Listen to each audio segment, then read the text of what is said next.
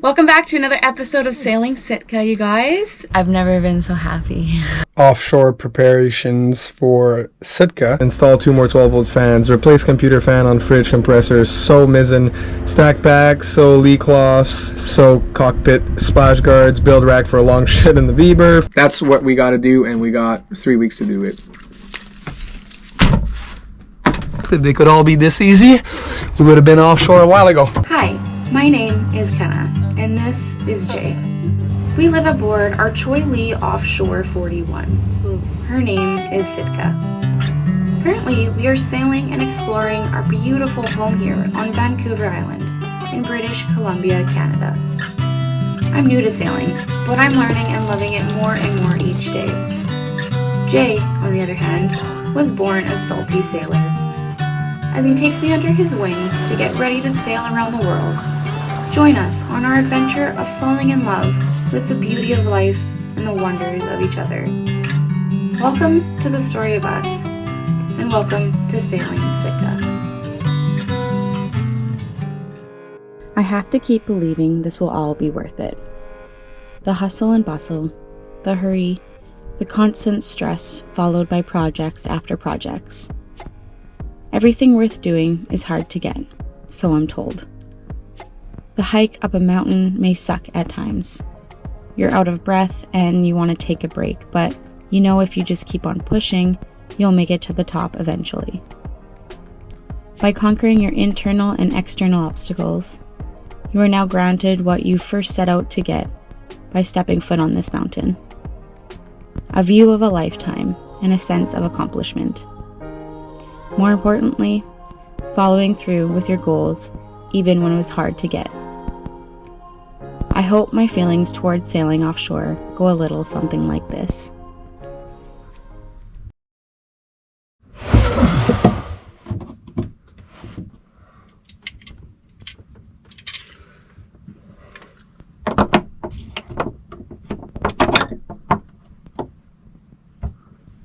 There's the screw.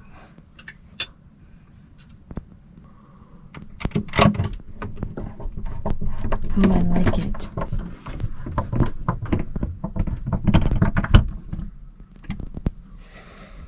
And stuff. I've never been so happy. Look at it. Kenna can lock herself in. You want to demonstrate? Here, shut it down and I'll show. I'll see if I can I'll do try it to with open one. this thing here. See if I can do it with one hand. Oh yeah, okay, go.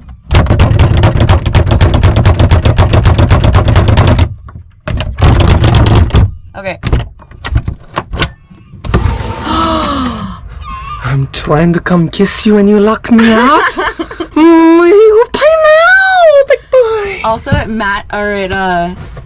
it hid your scratch in your paint too. Yeah, that I did with the socket, so that's good. But one thing I need to do though is I taped here before I did the seat all, but it kind of bled out a bit, so yeah, I might need to paint this again, but that's once all the list for offshore shit is done, we'll get to that. But yeah. Thank you for keeping our home safe. Yeah, Sitka safe, my love safe. I'm never safe, but all right, so here starts another day of offshore preparations for Sitka. So I have these 2 pad eyes here. They're both for the forward end, so this is where we're going to be tying our straps basically, so when we have our life jackets we can clip into that, and in the event that we lose our balance or we get a knockdown, we don't fall overboard. The goal of these things is usually you want to keep them as closer to the center line of the boat, so that if you were to fall, you won't actually reach the water, because there's no point of being tethered in if you're dragging in the ocean, drowning yourself. So that's kind of what we're looking to do here. So basically, I've emptied the entire, well, not the entire, but most of the V-berth. We store a lot of stuff in here, and these pad eyes are going to go on the outside, but just visualize them the other way around, but like right here. So next to the forward hatch, a place that we're not likely to bump our toes on and get shit caught on, which is also really important. And yeah, so that's what we're going to do today. So I'm going to be drilling through. I'm not going to try to take this liner apart. It's probably going to get wrecked, but to be fair, this whole V-berth's going to get a whole revamp soon. So anyways, we got to keep progressing here because our days are running a very, very low before we depart. We're pretty close to real time here. Today's the 16th of August, and we're planning on leaving anytime after the 20th of September. So we're almost at the 1 month mark here. So let's get going. Alright, so don't mind the mess, but this is what it looks like. Like I said earlier, it doesn't look pretty, but I taped the 4 enlarged holes on either side here. I'll show you what it looks here on deck before Kenna's editing in her Hobbit hole. This is the Hobbit cabin for editing. Normally she edits back there, but it's a mess. So anyways, got all the tools out for this project, and follow me forward if you will.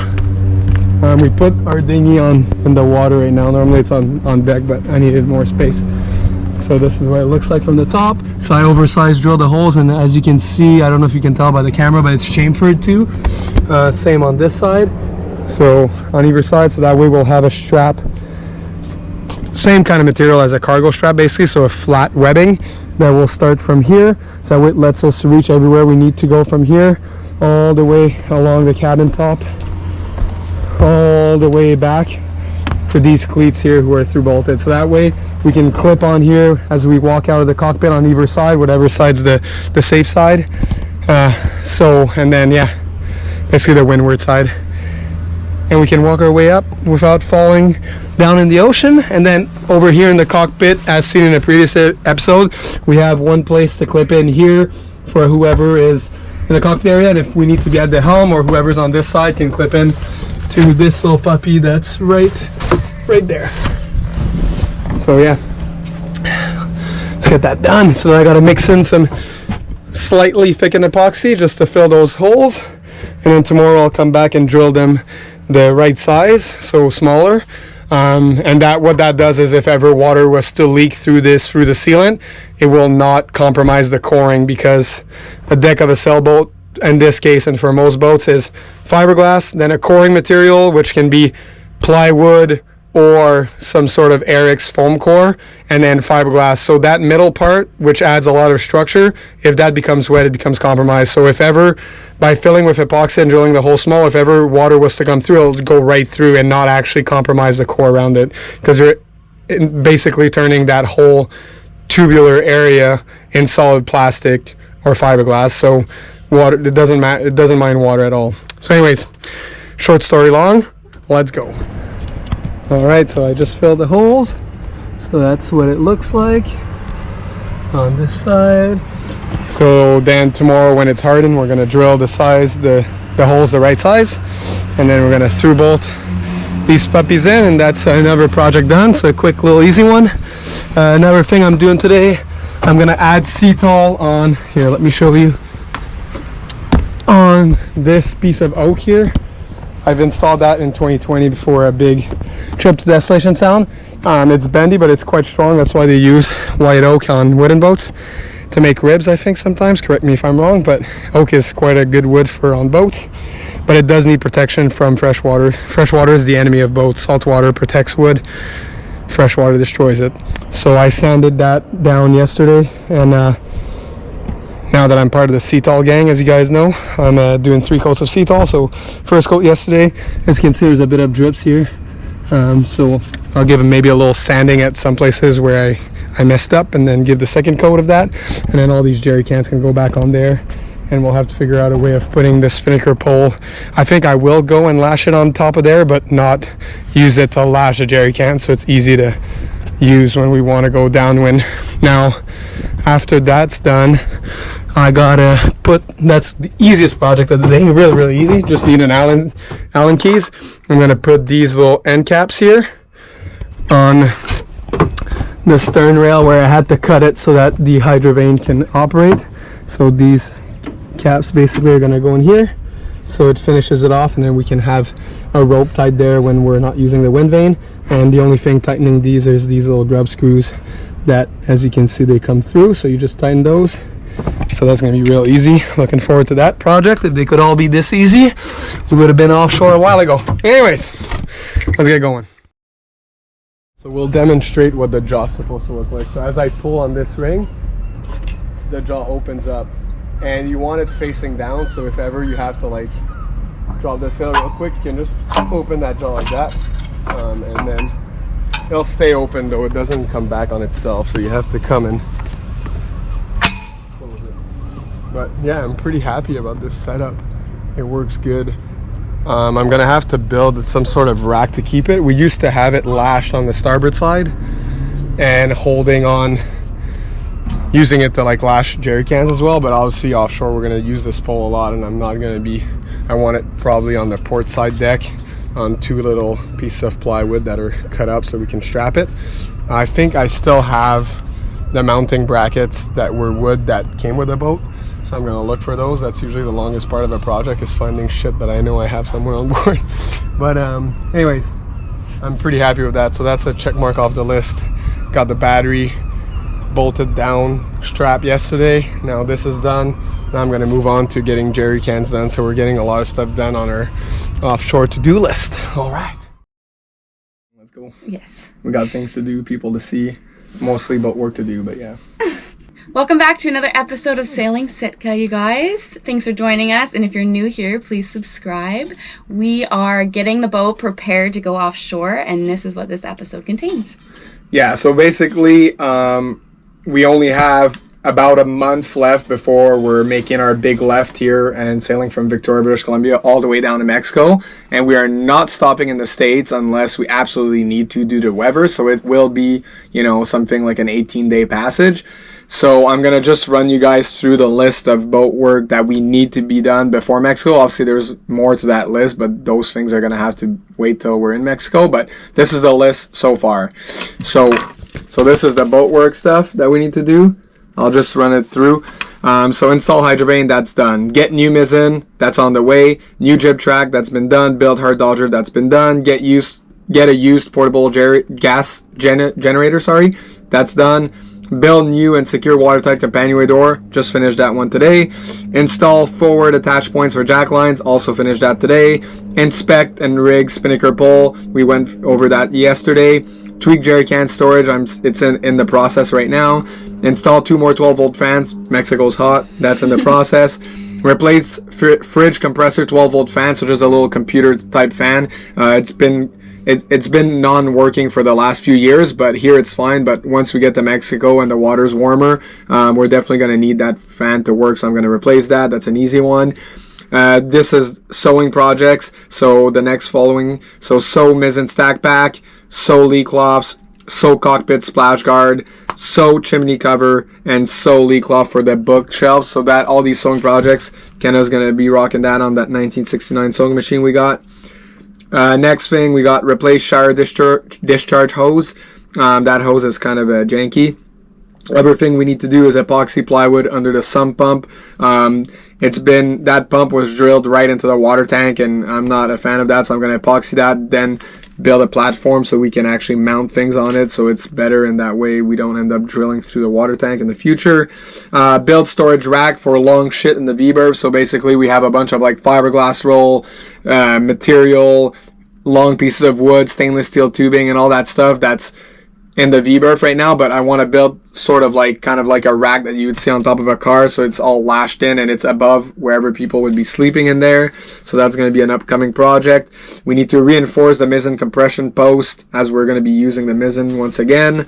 Reinforce the port starboard rudder guard, so that's basically the little walls that go under the cockpit flooring where the rudder is, so that when you turn the rudder either hard over to port or starboard, that little piece of fiberglass prevents you from going past the point of no return and fucking up the rudder, basically. So the port side is good, but the starboard side has developed a weakness over the years of people just going too hard on it, so I'm going to reglass that. That's going to be a nightmare because it's upside down with a grinder 2 inches from my face and then fiberglassing upside down. That's going to be fun. I will redo both, even though only one is shitty. Then we got to install the jack lines. We installed the pads there forward today, so that's almost done. We need to convert these little LED lights that are all around in the saloon to 12 volt. We've done it for our cabin, but we need to do that before we leave. Update medical kit. We're actually sitting down with our medical friend tonight, Sarah, who's going to help us and prescribe us all a bunch of medication that we need to go to the pharmacy and get. And we got to create a new ditch bag. Now, that's all for the boat work list. I'm sure I'm going to add a few things. Like I said, we had a month to get this done, minus a week because we're flying to Quebec to see my family. Now, on the paperwork administration side, get 10-year passport, that's done. Get new credit card, that's done. Make clear and in file, so basically photocopies of our passports, have all our stuff there. Paperwork, medical shit, boat paperwork, I've done that, so that's good. Cancel Canadian boat insurance, I have to do that. Get Mexican liability boat insurance, I have to do this. We will not be having offshore insurance for the boat. It's just way too expensive. People we know that are sailing to Mexico right now, I won't name them for privacy reasons, but they just got a quote for a boat similar to this boat, and it was just shy of $5,000, and that's just covering them from here to Mexico, and they can't go south of Puerto Vallarta, and there's other stipulations in there that would nullify their insurance. So anyways, that's out of our budget, so we can't do that. So our insurance is our knowledge, and hopefully keep Sitka safe. Sell car and cancel car insurance. So we both have a car, so we need to sell that. That's kind of what will fund this trip. Cancel internet because we won't need it. Cancel our phone plans because nobody's got time for phones.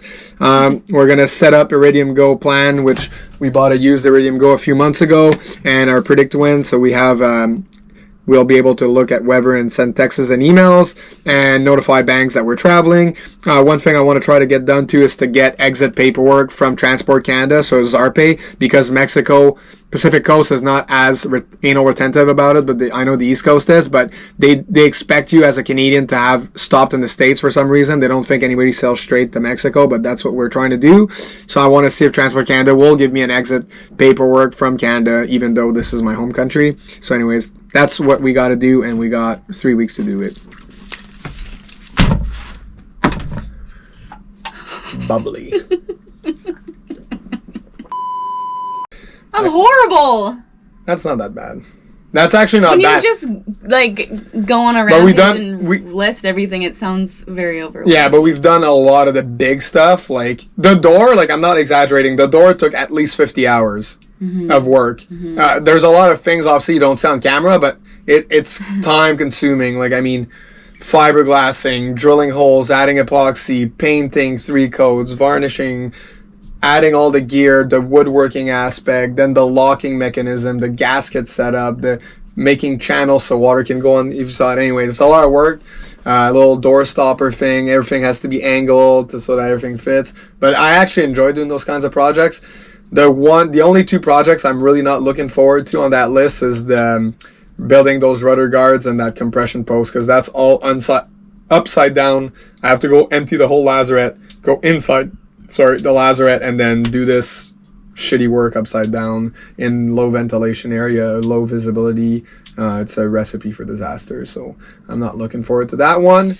You are also... Oh, the other project we forgot to mention that we did is we secured the batteries down, and I was actually not looking forward to that one at all. But I know that's where I was. Is that what you read in my mind? Yeah, but that went pretty good. And you thought it was going to go bad, and then it actually went... Yeah, I just thought it was going to be a nightmare, but then it wasn't. But this I know is going to be a nightmare. But yeah, the battery project is good, and that's like very peace of mind thing. So if ever, God forbid, we inverted the boat, the batteries won't move. So yeah, and a lot of these boat jobs that I'm doing, some of them might seem insane, some of them might seem maybe not enough to some of you, but I'm using the offshore experience I had on my previous sailboat and all the things that happened and that did go wrong, and I'm making sure these can't go wrong on this boat. And then I'm also using my 12 years of Navy experience and sailing on various types of boats, and you know, so yeah. But hopefully we're good. I mean, you can only be as prepared as one can be. Like if we answered all the what ifs and everything, we never leave, right? Like we have people, for example, we just shared on our Instagram the medical list that I've gotten from a medical doctor that actually has a sailboat. And then one person, I know it comes from like from a good place, but they're like, well, will you have any qualified person on board to administer these kinds of products? Well, qualified on paper, maybe not, but I mean, like, I'm first aid qualified, Kenna is too, and I have a few doctor friends who've showed me, like, just enough to get in shit, basically. But when you're out there, you don't have a choice. Like, that's the best you got, right? Like, there's nobody coming to help you. There might be, but it's going to take days, maybe weeks before they get to you. So that being said, like, if we had everything that everyone wants us to have to be safe, we would never go because it'd be way too expensive. They'd want us to have like a licensed doctor, a licensed captain, a licensed engineer, a licensed electrician. You need a mega yacht for that, and you need to be operating on a couple $1 million a year. We're operating on a lot less. like think about $1,000 a month. That's our budget. So we're cruising like very cheaply because we're not retired. Like, we don't have like banks of money. We're doing this so that we can experience life now and not wait till we're on our deathbed and dream about doing it. Think of like, oh, we should have done it. So we're doing it now, and we're going to work as we go, and we're both smart individuals, and I think we'll be able to figure this out.